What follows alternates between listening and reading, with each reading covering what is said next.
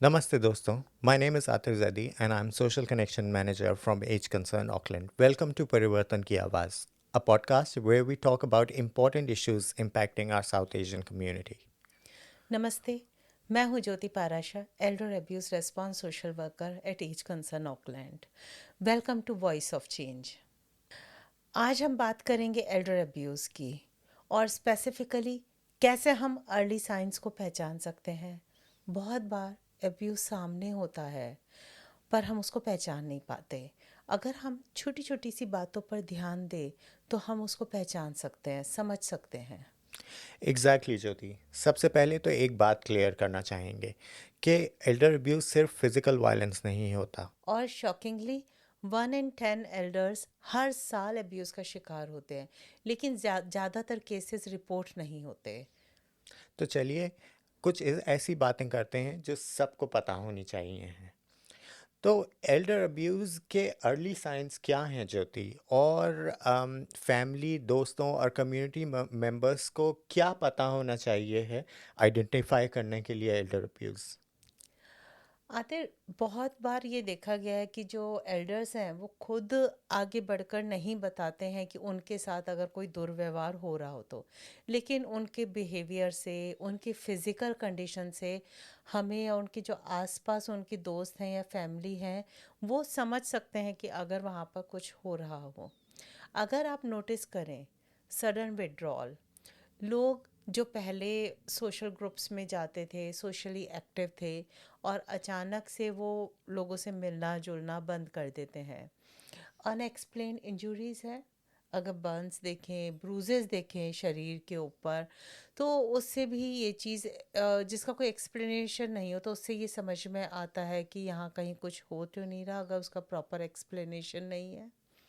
Neglect भी है, जैसे कपड़े अगर गंदे हों, कोई अगर वेट लॉस कर रहा हो अचानक से तो हो सकता है उसका ध्यान नहीं रखा जा रहा हो। फाइनेंशियल में अगर किसी एल्डर के पास में उनको बेनिफिट मिलता है, पैसा है, फिर भी उनके पास में पैसा होने के बाद में भी उनका अगर अकाउंट पे कंट्रोल नहीं है, उनको मालूम नहीं है उनका पैसा कहाँ जा रहा है, और उनको अगर कहीं कॉफ़ी पीने भी गए हैं तो वहाँ पे भी वो झिझकते हैं अपना पैसा खर्च करने के लिए। तो ये छोटी छोटी सी चीज़ें हैं जो एल्डर अब्यूज़ के उसमें आती हैं। तो ये छोटी छोटी चीज़ें इग्नोर नहीं करना चाहिए, और ऐसा हो सकता है कि जब आप इन चीज़ों के बारे में बात करें, क्योंकि हम शुरू से ये कहते आ रहे हैं कि आपको एल्डर अब्यूज़ में अपनी कम्युनिटी में बात करनी चाहिए, तो अगर अगर आपको लगता है कि कोई कंफर्टेबल भी नहीं है इस बारे में, तो आप प्यार से बात करें और आप उनको ईज़ इनटू करें कि ये कॉन्वर्जेसन में आप उनसे डिस्कस कर पाएँ। तो ज्योति, हमारी साउथ एशियन कम्युनिटी में ऐसा कौन सा अब्यूज़ है जो सबसे ज़्यादा कॉमन है और क्यों? आतिर हमारी कम्युनिटी में सबसे ज़्यादा कॉमन जो हमने देखा है वो है इमोशनल अब्यूज़, और उसके बाद में financial abuse. So emotional abuse में एल्डर्स की इंसल्ट करना, उनको धमकी देना, उनको बोझ महसूस करवाना, और बहुत बार उनको आइसोलेट कर दिया जाता है कि हमारे दोस्त आ रहे हैं, आप अपने कमरे से बाहर नहीं आना।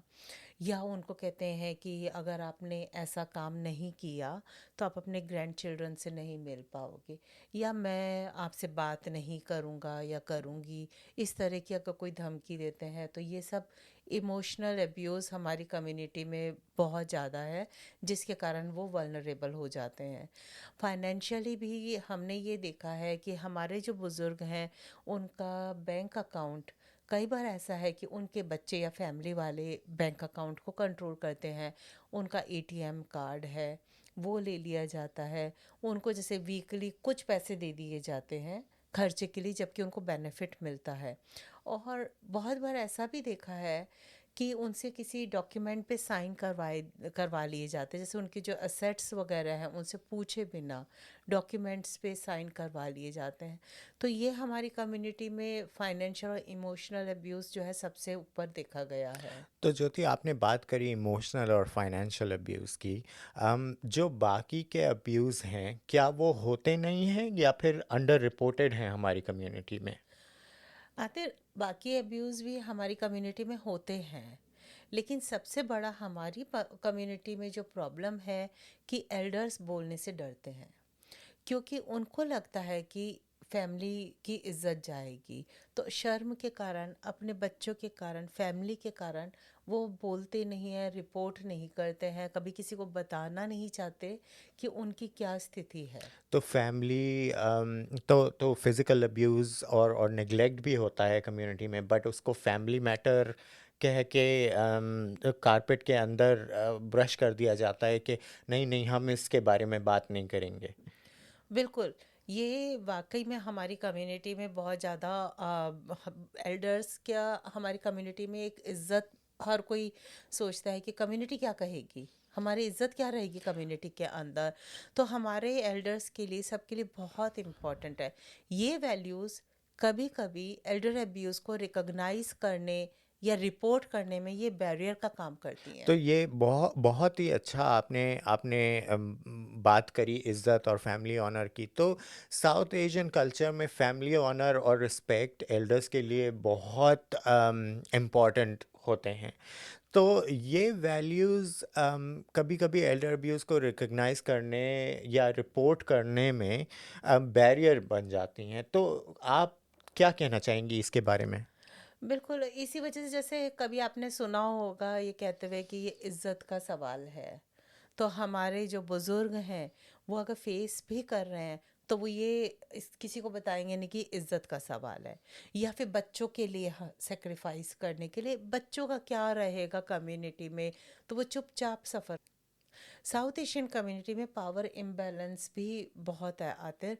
जैसे हमारे अभी जो बुजुर्ग हैं यहाँ बच्चों के पास में आए हैं, तो ज़्यादातर डिसीजन जो है वो बच्चे लेते हैं। हुँ, हुँ। तो इज़्ज़त का सवाल, बच्चों के लिए सैक्रिफ़ाइस और फैमिली हायरार्की और ये सारी चीज़ें बहुत कॉम्प्लेक्स बना देती हैं इस बारे में बात करने के लिए। और इसी वजह से एल्डर अब्यूज़ नॉर्मलाइज़ होता जाता है कि एल्डर एल्डर अब्यूज़ को कंप्लेन मत करो और सबको एडजस्ट करना पड़ता है, या हमारे बच्चे हमको यहाँ न्यूज़ीलैंड में ले आए तो हमें उनके ख़िलाफ़ कुछ नहीं कहना चाहिए, उनका वीज़ा ना अफेक्ट हो जाए, उनके बारे में कंप्लेंट ना हो जाए। तो ये सारी चीज़ें बहुत ज़्यादा कॉम्प्लेक्स बना देती हैं इस इश्यू को। बिल्कुल, और ये ना बहुत रॉन्ग माइंडसेट है। हमारे जो एल्डर्स हैं वो रिस्पेक्ट डिज़र्व करते हैं, वो उनको डिग्निटी से रखना चाहिए। तो ये चीज़ उनसे ये एक्सपेक्टेशन करना कि वो चुपचाप हर चीज़ को सहते रहें, वो चीज़ बहुत गलत है आतर। तो बहुत साउथ एशियन एल्डर्स जो हैं अपने बच्चों के ऊपर फाइनेंशियली भी डिपेंडेंट हैं, क्योंकि वो यहाँ पर आए, तो ये डिपेंडेंसी है, ये अब्यूज़ में होने में कंट्रीब्यूट करती है। जैसे फाइनेंशियल एक्सप्लॉयटेशन भी है, बहुत हमारी कम्युनिटी में आपने देखा ही है, जैसा भी हमने भी बात करी। तो उसके बारे में क्या रेड फ्लैग हो सकते हैं? तो देखिए ज्योति, डिपेंडेंसी और वल्नरेबिलिटी काफ़ी कॉम्प्लेक्स चीज़ें हैं जिसकी वजह से एल्डर अब्यूज़ होता है। और जब कोई एल्डर अपने पैसों का कंट्रोल खो देता है, अपने पैसों का कंट्रोल किसी और को दे देता है, तो चांसेस काफ़ी बढ़ जाते हैं एल्डर अब्यूज़ को लेके। बिल्कुल, जैसे फाइनेंशियली हमारे उसमें देखा है कि बैंक ट्रांजैक्शन हो रहा है, जो हमारे एल्डर्स की मर्ज़ी के बिना हो रहा है। कहाँ हो रहा है, किस लिए हो रहा है, उनको नहीं मालूम। प्रॉपर्टी या उनकी जो असेट्स हैं, उनकी कंसेंट के बिना वो ट्रांसफ़र हो जाते हैं, और उनको डेली एक्सपेंस के लिए पैसा दिया जाता है, जबकि उनके पास बैंक में पैसा है, उनको बेनिफिट मिलता है, फिर भी उनको वो फ्रीडम नहीं है कि वो अपना पैसा खुद खर्च कर पाएँ। तो ये गिल्ट भी महसूस उनको कराया जाता है कि आप यहाँ पर आए हो, मेरी वजह से आए हो, मैंने इतना खर्चा करा। तो उनको ऐसा महसूस कराया जाता है। हर जगह नहीं होता ये, लेकिन ऐसे कई परिवार आपको मिल जाएँगे जहाँ पे ये चीज़ें होती हैं। तो हमारी यही कोशिश है कि हम उन लोगों तक ये मैसेज पहुँचा पाएँ कि उनको समझ में आए कि यहाँ पर सपोर्ट भी अवेलेबल है। तो फाइनेंशियल इंडिपेंडेंस बहुत ज़्यादा ज़रूरी है। आप अपने पैसे के खुद कंट्रोल में रहें, और अगर आप चाहें तो किसी ट्रस्टेड थर्ड पार्टी को इन्वॉल्व करें अपने कॉन्वर्जेशंस में, मगर आप पूरा उन पे ट्रस्ट करें तभी आप उनको इन्वॉल्व करें। तो ज्योति, बहुत एल्डर्स जो हैं वो शेम और स्टिग्मा की वजह से अब्यूज़ के बारे में नहीं बोलते। तो ओपन कॉन्वर्जेशंस कैसे की जा सकती है इस चीज़ के बारे में? आतिर सबसे पहला जो स्टेप है वो हमारे एल्डर्स के लिए एक सेफ एनवायरनमेंट क्रिएट करना, हुँ, जहाँ पर वो उनको ये चीज़ों कि वो सुरक्षित हैं और वो यहाँ पर बात कर सकते हैं। हुँ। तो ऐसे एनवायरनमेंट की बहुत ज़रूरत है। तो आपका कहना है कि जो एज कंसर्न काफ़ी करता है इस एरिया में, जैसे सोशल ग्रुप्स जॉइन करना, मेकिंग श्योर कि आप सोशली कनेक्टेड हैं और लोगों से, फैमिली को एजुकेट करना, और बताना उनको कि किस तरीके से साइंस स्पॉट किए जा सकते हैं या किस तरीके से आप नहीं अब्यूज़ कर सकते हैं। रिलीजियस लीडर्स और कम्युनिटी लीडर्स को इस टॉपिक पे बात करना बाहर, और बिना किसी हिचकिचाहट के इस बारे में बात करना कि इनकरेज करना लोगों को कि अगर आपके साथ ऐसा हो रहा है तो आप आगे आएँ, बात करें। गुरुद्वारा है और या ऑफ कोर्स लीडर्स है, यहाँ पर जो है एल्डर अब्यूज़ के बारे में डिस्कशन होना चाहिए। हुँ, और जो कम्युनिटी ऑर्गेनाइजेशंस हैं वहाँ पर भी वर्कशॉप्स होनी चाहिए, और जो लीगल सपोर्ट जो प्रोवाइड करते हैं उनके बारे में भी इंफॉर्मेशन देनी चाहिए। तो जो सपोर्ट सर्विसेज है, जैसे हमारा एज कंसर्न आपने बोला, हेल्पलाइन भी है, तो इन सब के बारे में ये एजुकेशन देना बहुत ज़रूरी हुँ, है इसको बचाव करने के लिए। हुँ। अगर आप या कोई आपके आसपास किसी एल्डर के साथ में कोई भी दुर्व्यवहार होते हुए देख रहा हो, तो प्लीज़ चुप ना रहिए। और सपोर्ट अवेलेबल है। आप सोशल वर्कर, आप कम्युनिटी मेंबर, आप किसी ट्रस्टेड इंसान के पास जा सकते हैं और अपने एल्डर व्यूज़ या अपनी परेशानियों के बारे में आप डिस्कस कर सकते हैं। No elder deserves to suffer in silence. छोटी छोटी चीज़ें हैं जो बहुत बड़ा बदलाव ला सकती हैं।